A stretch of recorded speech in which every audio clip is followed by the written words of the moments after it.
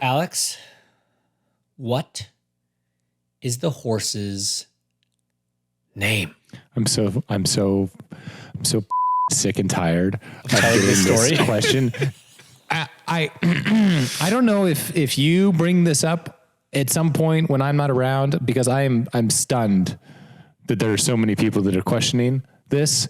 Maybe it's my own fault. I don't really know. All I will say is I'm new to this. I am new to horse racing. I'm new to this organization. I'm new to A Stake in Stardom presented by A Game of Silks. Nailed it. And clearly something happened where I don't know if someone spent cash, hard cash, for the stake in the horse that we all were going to get or whatever. But long story short, we didn't have a horse that raced in the Derby. We didn't have a horse that raced at Churchill Downs. West Point Thoroughbreds had a bunch of horses that raced at Churchill. They had one horse that made it to the Derby. The pedigree is there. The training is there. The group is there. But I guess it makes sense that they're not going to give the new guy immediately a horse to win money. So I don't know. All I know is I got an email yesterday, which was Monday, saying that the horses have been assigned and that I will get to meet him or her very, very soon. Got it. Okay. So my takeaway I'm just magically withholding this information from people. I think everybody should keep asking Alex on Twitter. Just no matter, even if he's not posting about it, just it may have been partly my fault because I did put out like a Twitter update that you still did not know the name.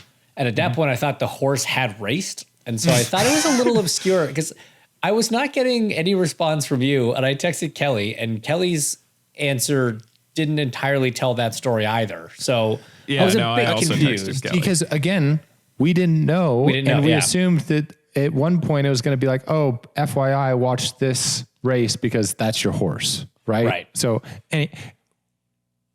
this is not a reflection on anyone involved in America's Best or West Point Thoroughbreds, because they sent us the Oaks on Friday, which the Oaks is when all of the fillies race. Obviously Derby days for all the big boy thoroughbred and such, but this is for the fillies, which are still thoroughbreds and badass racehorses. But it's a day where you wear pink, and it's supporting breast cancer research. And there's a survivor walk that they do for breast cancer survivors and all this stuff. And it's very, very cool. Anyways, it was in my top 3 sporting event experiences that I've ever had. And I loved every second of it. And I have you all know how much I've always loved horses, but I have such an appreciation for horse racing now. Last night I watched Secretariat because I just wanted to get more involved. So I'm pretty obsessed. I'm pretty into it. Guy. I went out to on Sunday. Our performance director, his daughter shows horses. So I went out in like Zionsville area and hung out with a bunch of kids riding horses just to be around horses. So I think this might be my new obsession. And here we are. Oh boy, here we go. Might buy go down the deep hole of horse stuff. Yeah. Selling the plane, buying a farm. Just put it in my driveway, see what happens. Does the horse like pickleball? Can they put a horse stall on the pickleball course? Correct. Yeah. Okay. So what you're telling me is I wore pink on Friday for nothing. That's not true at all. Because it was for breast cancer awareness. Yeah. pretty big deal. That's fair. And also you were in Miami, so pink flies, bro. Yeah. To be fair, the shirt that I wore, that shirt was very appropriate. It was a party shirt. Right. Can we talk about the graphic that they used for you for this weekend? I wasn't done asking questions about the horse stuff. Hold on. We'll get to the graphic. Okay. So top 3 sporting events you've been to. What are the top 2? And what made it stand out as one of the favorites that you've experienced? Because I don't think a lot of people would have thought, people talk about the Kentucky Derby, and I guess obviously this is all sort of still part of it, but was there something specific about Oak Day or the Oaks or whatever it was that made it extra special?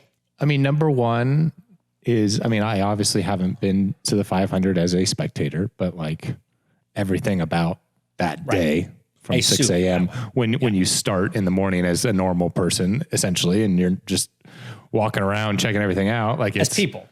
Right. It's people. Unbelievable. The Super Bowl is second on my list, just because of the magnitude of that, being able to see it in an indoor stadium, obviously the halftime show, like for obvious reasons. And then Oaks was third without a doubt, because, a lot of the same reasons as what the 500 is. Is Churchill Downs the nicest race course in America? No. Are the facilities, the amenities, at a super high level? Not really. Is there history and a sense of like purpose or just not purpose, but a sense of nostalgia / like old glory that exists? Yes. The people there, obviously horse racing, requires a certain attire, but for Oaks in particular, like it's pink, right? So it's a sea of pink everywhere you look. Except your buddy Steven's outfit. Okay, well, whatever. We've never called him a Fashion Nova by any stretch of the imagination.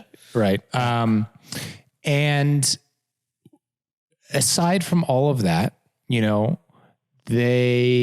there's never a moment where you're not entertained, right? So yes, the Oaks race is at 6 p.m. The Derby's at 6:40 p.m. But you get there at 11 a.m.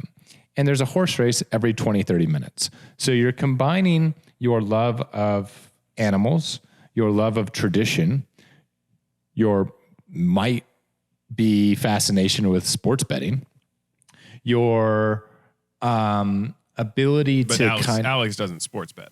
No, but that's kind of the whole thing. And then kind of your observation of some of these people that are here that you just know have been to 200 plus horse races. They've been in these seats for decades, just like they had been at the 500. There's families there. There's little kids that are like choosing their horse and running it. Like, I guess there's no gambling age for horse racing because it's not real betting, I guess people view it as, or because it's such small amounts for the most part. Like kids can go up to the window and place a bet, which I thought was hilarious and awesome. I'm sorry. I'm going to need that explained a little more. What do you mean? That doesn't feel super legal. No, but here's the thing. There's some caveat for horse racing. I'm sure a listener knows, but like you can bet on horses in any state, like through a Twin Spires app. Like you can't bet on sports in any state. Like you can bet on. I really wish I didn't know that. Through all 50 states. So it falls in some like Indian casino type thing where you can bet on it anywhere you are. So I don't know if that applies to why kids can. I don't know. Anyways, so it was just a very cool 6 to 7 hours, and I will definitely go back. I would love to go back for the Derby. James, you and I went, but it was not what you and I did was not the thing. It was staged. We were doing it for an article or a video or like a publication. We didn't get to stay for the whole thing. It was like the month of May. We weren't really doing it. We kind of we touched everything, but we didn't experience everything, right? So I just Googled. So you can bet on horses anywhere because you're betting against other horse racing bettors, and the track doesn't really see a benefit or a cut. So it doesn't change based on the horse that wins the race. The house isn't making money. Or more money based on who wins. So speaking of not betting on horses, how much did you lose? Listen, pal, did I go 0 for 12? Numbers are a construct. Sure did. Actually, that's 12. Not true. I went 1 for 11, but I mean, I might as well have gone 0 for 12. It wasn't good. I had a buddy bet $5 on the trifecta or whatever it's called. Let me get it right, and he won $5,565. Good Lord! Yep. So the one bet that you won, did you bet on a horse to win or like to place or to show or like have you learned all the weird terminology yet? I have. Yeah. Figured you might. I think I hit on a couple varying wins. Like I bet on the horse to win. I put a bet on 2 horses to win place, and they all 3 hit. So it was a good little run. Well, not run. It was a good single 2 minutes event for me. Yeah. Yep. So yeah, man, it's something that, the girls get involved. It's hard sometimes to take your significant other to a sporting event, right? If they're not into basketball or football, like it's tough. This, like everyone can get behind, watching horses run, and you choosing a horse to follow or bet on based on like its color or its name or like number. There's not any like necessary like logic behind it. It can be a very emotionally driven kind of thing. And I think that adds to the overall enjoyment of it. Most people aren't betting intellectually, they're betting emotionally, right? There's like a few people that are looking at the split times of each horse and know that they're great out of the gate and they're, whatever. But like 90% of the people placing bets on those races are just like, blue. Yeah, exactly. Yeah. So yeah, man, pretty pumped. I have 2 more on my schedule this year. So I'll be going to the spring meets in Saratoga at some point. And then I'll be going to, what's it called? The Breeders' Cup out in California in November. So I'm looking forward to both those. Yeah. Where's Saratoga? That is upstate New York. Oh, cool. Yeah. When's that one? That'll be in August-ish. There you go. Yeah. All right. Big horse racing guy. Doesn't know his horse, but big horse racing guy. Listen, everybody keep asking him. I feel like by the end of the month, I'm going to know the horse. I'm going to share a picture of the horse. I'm going to probably, try and get on the horse. I'm going to do a lot of things with the horse. Oh, I'm going to really strongly recommend you don't do that for the sake of your own investment. Why? They're not used to carrying people of your stature. I think what? How much do you think I weigh there, pal? No, I don't think it's going to hurt the horse necessarily, but I think it might just be uncomfortable and then panic and then throw you off. Oh, so you're concerned about me and not the horse? Yeah. Oh yeah, that's not what you said, but okay. Nice backtrack. That's not how it came across. Yeah. I think he's backtracking. Yeah. Well, 100%. Then you're going to spook the horse and the spook's going to run into a wall or something. I don't know. Whisper to horses, bro. No. A horse whisperer over here? Sure am. All right, Black Beauty, calm down. Right. So, certainly am not Rain Man, I'll tell you that much. No, you'd be much better at gambling if you were. That's my point. All right, sweet. So at some point we'll learn the horse's name, and you got 2 more races coming up. Very cool. Yes, I was down in Miami, Tim, and the crack graphics team at F1 TV decided to like Miami Viceify the pictures, the headshots of everybody on the team. And I'm not going to lie, mine looked awesome. It did. You pulled it off. It was pretty solid. I think you need to grow the hair out. I think you need that look. I mean, that's a serious flow. Like that would take a long time, and I'm willing to try. Very like Kurt Russell, Escape from New York kind of thing. Yeah, it was solid. I think you could do it. I definitely had a more defined jaw and a much deeper tan. But no, I thought it was pretty good. I actually made it my profile picture on WhatsApp just to throw people off a little bit. And Miami was actually a pretty good race. I heard. I didn't watch.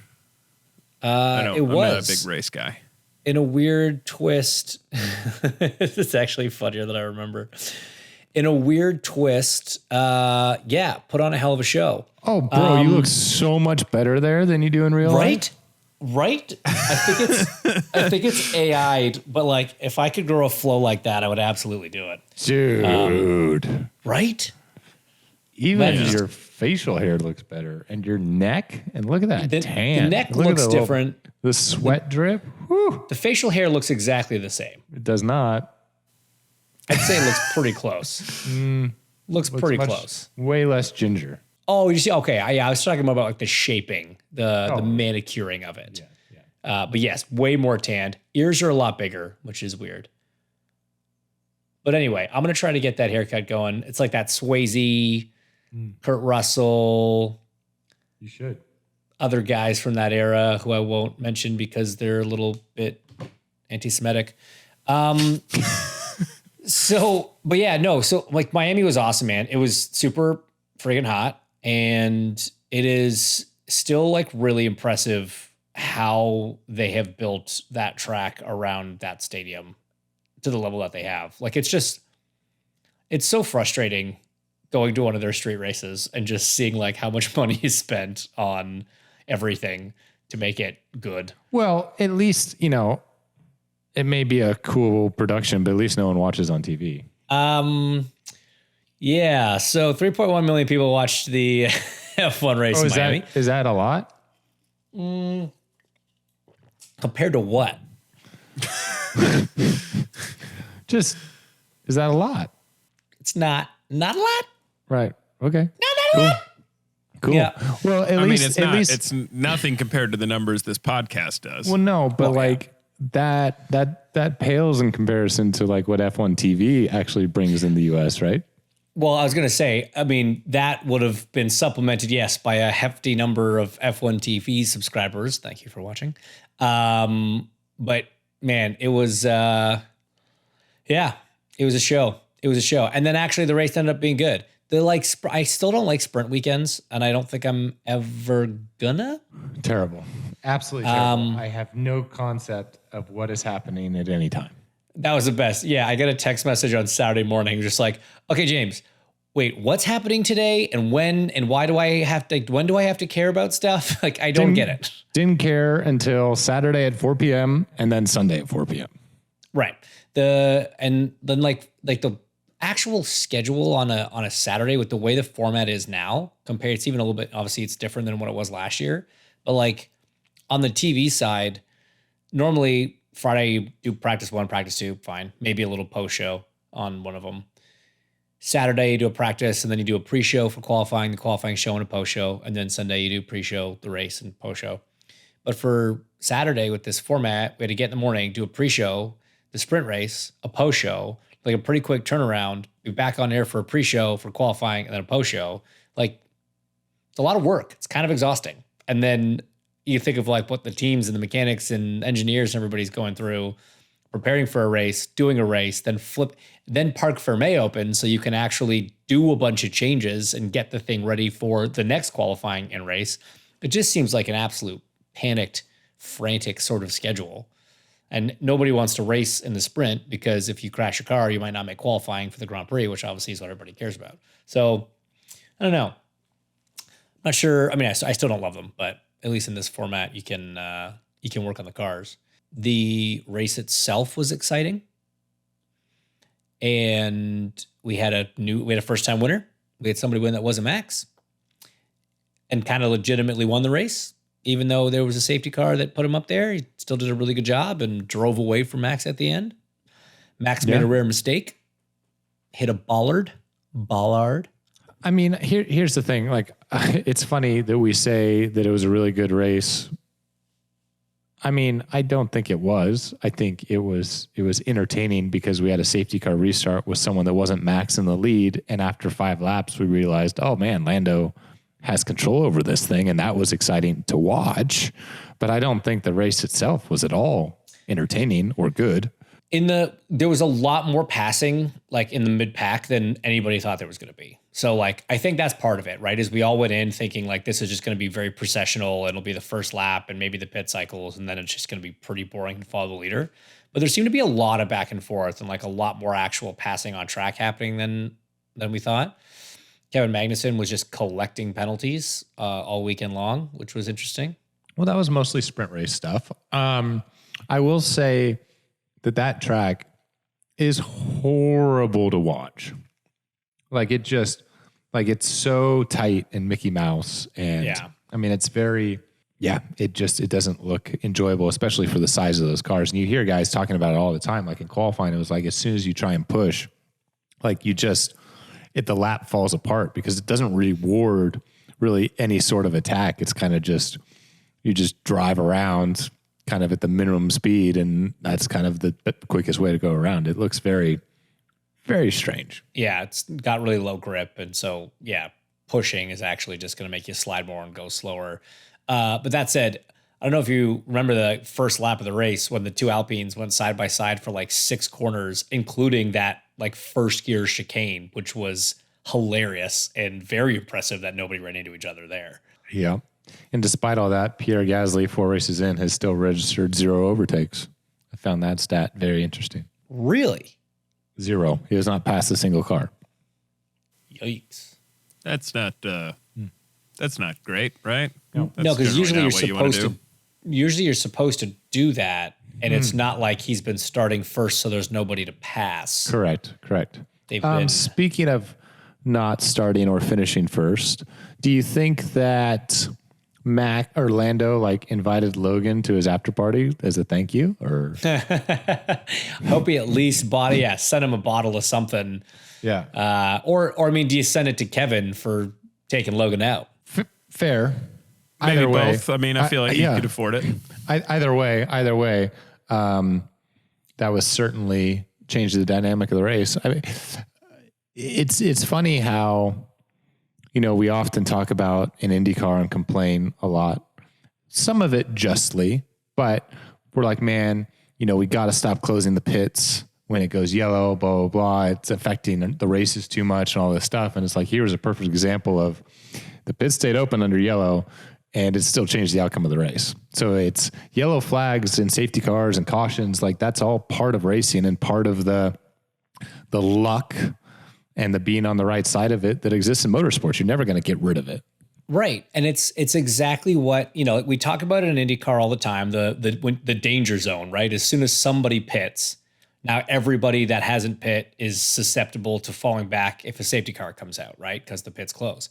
In this case, it's kind of the other way around. Once you pit, you're sort of susceptible to a time loss because if the safety car then does come out, whoever hasn't pit can pit in less time, right? And that's essentially what Lando did, but that's part of the strategy, right? Like they intentionally ran long because it's like, the chances of a safety car to street course are high. And if we get one in the first half of the race, then we can get a shortened stop. So it's 100% part of the strategy. And he was like, when everybody pit in front of him, he was reeling off very fast lap times for how old the tires were. Like he did it. And then he drove away from the guy that's won 21 of the last 24 races, So, no, it's definitely well-deserved. Love to see the emotion of it.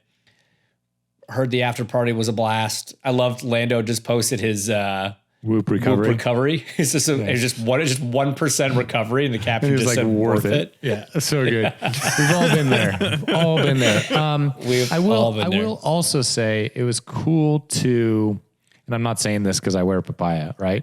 It was cool to see a team, promise some upgrades and some performance to come, and then it actually came and was everything that they said it was going to be. And they were even saying that, this track, as for all the reasons we kind of just talked about, isn't really going to exercise the potential of what this update is. But they were strong. Like they were strong cars before the safety car and everything. Like Oscar was a very good car, but probably going to be on the podium.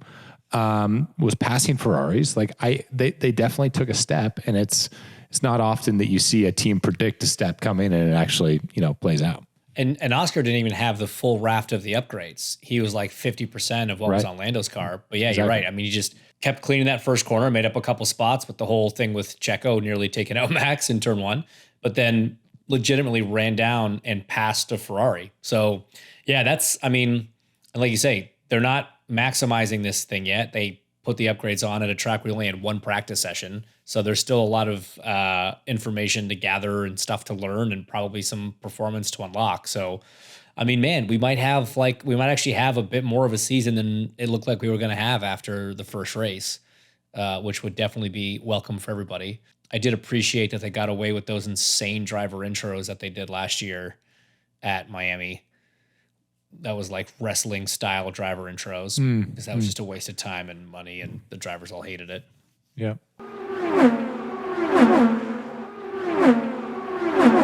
There was, as always, a full host of celebrities. It felt like either everyone was at F1 Miami or at the Derby. Did Martin Brundle get offended by somebody again? Or did he offend anybody? That's the other big question.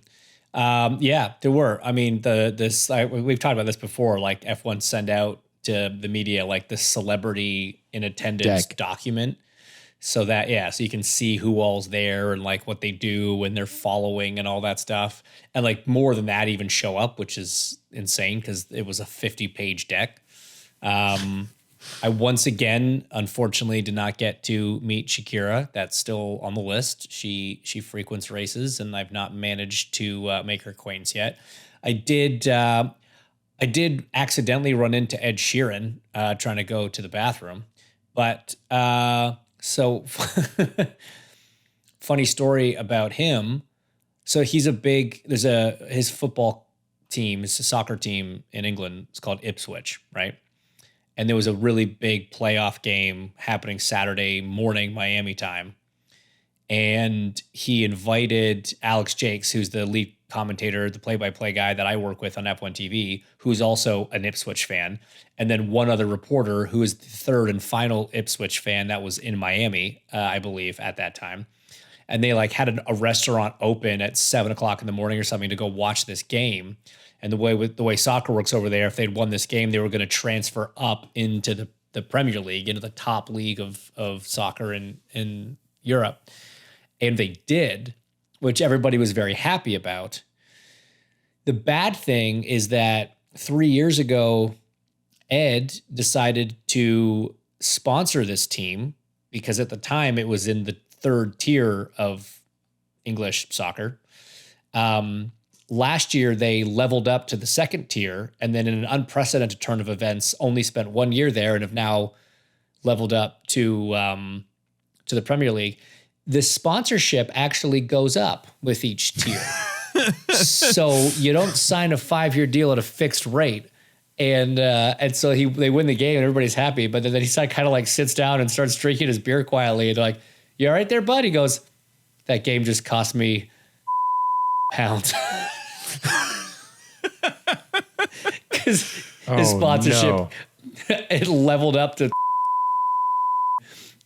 a year for 2 years. It's crazy to me that they made a whole sports league based on Ted Lasso. Like, it's insane. And how quickly it's grown. Right. Yeah. You know what? That's America for you. That's our influence. It's such a funny story. He's like so happy, but also very upset at the same time. I was like, because JC started telling me the story. I'm like, oh, sweet. So he gets like the exposure of a premier team, but for the cost of a third tier team. They're like, nope, not how it works. They build that in there. I'm like, ooh, that's not good. That's not good. There was one other big celebrity attended event this weekend, and I'm curious if, Alex, if you've watched it yet, the roast of Tom Brady. Oh. By celebrity attended, I mean me. I was there. Right, It was right. fun. Oh, you brought this up just so that you can say that you were Just there. so I could talk about being there. Actually, I just needed to thank Kevin Sheeney, one of the writers who gave me a ticket, and I just needed to. We're like 30 How come minutes. you weren't on the screen when didn't you go with Marco? I went with Marco in that we went in the same Uber, and then they put me in the nosebleeds, and then he was down on the stage. Got it. I think, but it was pretty fun. Yeah, I mean, did you watch it, James? I'm 1/3 of the way in because it's 3 hours. So like we turned it on last night and we watched the first hour. Yeah. And have you gotten to Nikki Glaser yet? Dude, that was the funniest 5 minutes of stand-up I have seen in a very long time. Was that the best one of the night? Because I'm going to be really upset. So I only watched, Bert and Tom Segura after. Yeah. That was where I turned it off because I was like, this is funny. That's exactly where I stopped. But it was also late and it was also like, this is the same joke. Like, Yeah. That one was not very good. So like a lot of times on those roasts, they will have like a list of topics that they can't talk about. Whoever's the roasty will say what's off limits. And I guess Brady had nothing. So nothing was off limits. Evidently not. And like, I think some of the people took the divorce stuff a little too far. No, man. I mean, like, that's one of the big stories. If you're signing up for it, you have to know what's coming. But it was a lot. Was it? It was a lot. And I'm only an hour in. There's still 2 more hours of people ripping on him for his divorce. Dude, you know who was like a surprise? Again, this is just the review of the first hour, but who was surprisingly good was Drew Bledsoe, whatever. Bledsoe? Yeah, he was funny. He was surprisingly, he had some good zingers in there. I absolutely hate to say this, but Bill Belichick was pretty funny. Like, okay. I look forward to seeing that. Yeah. Yeah. Kevin was hilarious. It was well done. I love that Marco got called out for not lasting very long in bed. That was funny for me. Yeah. IndyCar got a couple mentions, you know. Tom Brady even mentioned the 500. Yep. Yeah, that's right. I heard that. I saw that like clip on social media or whatever. I haven't made it to that part yet, obviously. So was it a fun experience, Tim? I love those. Pretty cool. Roasts. I didn't love the $32 drinks. I was so mad. I only had 7 of them. Yeah, you really showed them. You really showed them, buddy. Were they good at least? They were pretty good. It was pretty good. I'd never been to the Forum, so that was kind of cool going down there. I thought it was really weird that Kim Kardashian got booed. Like, you gotta remember, half that crowd is Boston people that came in town for that, right? Like, that wasn't actually an LA crowd. It was just odd to me. Like, I felt like I had to cheer for Kim Kardashian to defend her, and I was like, this is weird. This is odd. Like, because like she was just there. Like, I don't know. It just felt mean spirited to boo her, which is odd for a roast. Anyway, she also was not very funny. Yeah, her delivery was not great. Are we surprised? You guys have a race this weekend. Sure do. Back to the old Indy GP. It's actually funny because I feel like we haven't raced there in a while. First time ever saying that. Right? Like, compared to how it's been for the last 3 years, it actually sort of feels like it's been a minute since. I mean, it hasn't really. It was August. That still seems late for us. I don't know why. Yeah. At least this is the only time this year you're racing it. That is true. Indy GP, yeah. I mean, I think it's going to be wet, guys, which is awesome. Really? Hadn't even looked that far ahead. And so that's going to add there's a tornado watch right now. That's good. Pretty nice variable. Friday and qualifying, everything will be dry, and then Saturday will be wet, which is always fun for us. Yeah, I mean, that was one of our stronger tracks last year, so we're excited. Kick off the month of May in the right way. That rhymed. But I think aside from that, we should probably touch on. I mean, some more big old IndyCar news came out today. Sure did. So, James, it's just the story that will not die. Yeah, like I had honestly thought we beat it to death. Yeah, I know. I thought we beat it to death, but so post Barber. I guess, again, I haven't done a ton of this. All happened today, so I haven't done a ton of like digging and reading yet. But I guess Penske did their own internal review of what happened with Buttongate and established on whatever grounds they weren't super, transparent in the press release, which is fine. It's an internal review.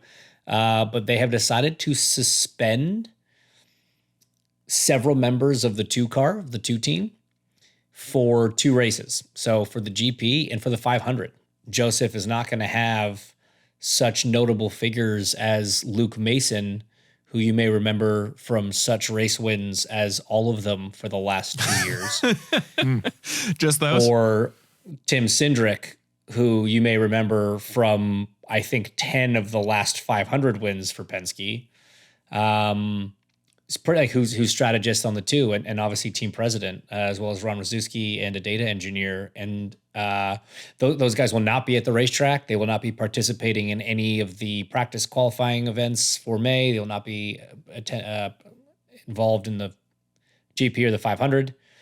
But Alex, I need your take on this, because I gather they were asked if, look, suspensions for like crew chiefs, which is the equivalent, the NASCAR equivalent of a race engineer in IndyCar, happen all the time in NASCAR, and they'll get a 2, 3, 4 race suspension. And so what happens is they're just not at the racetrack, but they are dialed in the war room back at the shop, and they have constant communication to everybody. And they're basically just running stuff from back home. So the question was kind of put out to Penske whether that was going to be the setup for these suspended people and for the month of May. And they said, no, they'll have no communication or no contact to what's happening on track. Simultaneously, the team releases this Verizon 5G like infomercial. So I saw this like in December. So I don't know. Yeah. I feel like that was it's not actually related. Right. Okay. For sure. But it is hilariously poorly timed that this video gets shown about how they literally have Will driving around the speedway while his engineer is at home in North Carolina running the test. Yeah. And they're like, nope, our guys definitely won't be doing this. Comical. Very comical. Here's my thoughts on it. And I also don't believe it, but yes. I don't want to, I'm so sick and tired of talking about this, but I have two thoughts. One, very impressive of RP, regardless of what he found. And honestly, at this point, I don't care. For the sake of the integrity of his series, is making a point that if his team breaks the rules, there is repercussions. And that, I think, speaks volumes as to who he is as an individual, right? Am I saying that Tim and Ron and whoever are bad people and deserve this? Potentially not. Is it speaking to, how much Roger cares about his series and his investment and what he's trying to do? 100% speaks volumes. So I think that's very impressive. Agreed. The only thing that I am a little confused about, and again, I'm not saying that this should happen. I don't think it should happen at all. But if you're gonna suspend TC, who's the president of Team Penske, all of the race engineers, and Ron Rzuski, who I think his title is director of performance or something, and you're not suspending the guy that was pushing the button. Like I'm a little confused about that one. Like I'm not. Maybe It's because they feel like Joseph already got his penalty by the series, which very well could be the case. Again, not saying he should get it, but like, why do you stop there? Yeah, it would have been nice if there was some clarification as to how they landed on that decision. Because here's the thing, that's going to be the very first question that gets asked by anybody in the media when we get to the GP, right? So I'm sure they have a response ready. I hope they have a response ready. But yes, that is the one thing that kind of needs a little bit of clearing up, because I kind of agree. It seems weird that this like band of brothers was all set aside bar one. But yeah, maybe the thought is he took his lumps in St. Pete. I mean, fair. I mean, it was a huge penalty. Like he got it erased. But like, especially after the press conference in Barber, right, where he was shouldering the majority of the responsibility. I don't know. I'm sure they have their reason. Yep. So unfortunately, this is not dead. This is going to be talked about all weekend again, and probably a lot during the next 3 weeks, but whatever. Well, I think the thing we shouldn't lose sight of in all of that and how much they're going to talk about this is going to be a smart comment is Alex's horse's name. I think we have to remember to spend a lot of time focusing on that too. If you could work that into the broadcast, James, I think that would help everybody. Guys, next week I have 4 straight days of 6 consecutive hours on air talking about Indy practice. Don't worry, it's going to rain for 2 of them. Thank God. Because if you think in that time, I am not going to bring up every piece of information, every statistic, everything that I know about anybody in this paddock, you're dead wrong. They're going to know all about Alex's horse. They're going to know all about Alex's pickleball apparently they're court. not. They're not going to know anything about that horse. Well, they're going to know everything about the horse except the name and what gender it is and how old it is and the jockey. Color. And its color and its temperament, its track record. They'll know he has a horse. Yeah, I mean, Tim, I'm going to talk about you. I'm going to talk about you a little bit. I would appreciate it. Yeah. Oh, okay. In that case, I won't. I thought I was kind of using that as more of a threat, but yeah. We'll figure that out. All right. So yeah, GP coming up. You like that track? You like that track in the wet? Looks like those things are going to happen. I assume Teo's in the 6 car. Oh, we didn't talk about, speaking of old Teddy Porkchop, we didn't talk about, so he had his first gateway test yesterday. Oh yeah. Were you there for that? I had to shake. It's funny. I've never been asked to shake a car down before because I'm not the same size as anyone until old Teddy showed up. Yeah. Teddy's pretty long. Teddy. Yeah. I mean, same everything. So Same. we, but apparently we would both kill a horse if we got on his back, but whatever. You said it. It was cool. It was cool to kind of, I wasn't there for very long, but hearing about his progression and then kind of seeing him a little bit, like it started out with like a lot of fear and then it was like a lot of fun, but like a lot of stress at the same time because you're still not over the fear part. Yeah. But like he enjoyed, like he loved it. And I thought that was pretty cool because you have a lot of guys that are like a little apprehensive or kind of downplay it or whatever. And he was like, no, it was fast as it's heavy as it's cool as and I am still scared because if you hit, it hurts. I had a blast and I'm terrified. Right. But yeah, I mean, that was pretty awesome. So I also drove the new downforce configuration for the first time. And so what's the down low on that? Is it up, down, left, right? Up. So it's now like the normal rear wing. It's like kind of back to aero kit days. So the double main plane or the double flap on the rear. And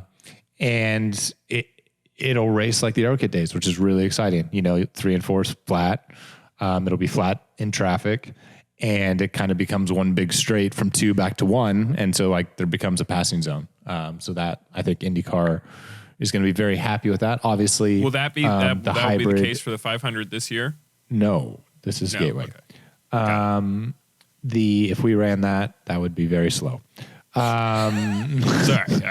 I wasn't paying attention. Obviously, the hybrid we're used to it. Obviously, the hybrid will change that a little bit, but very good to see that we're going back in the direction of more downforce because less downforce, much to Mr. Rick Mears's, belief, it does not make the racing better.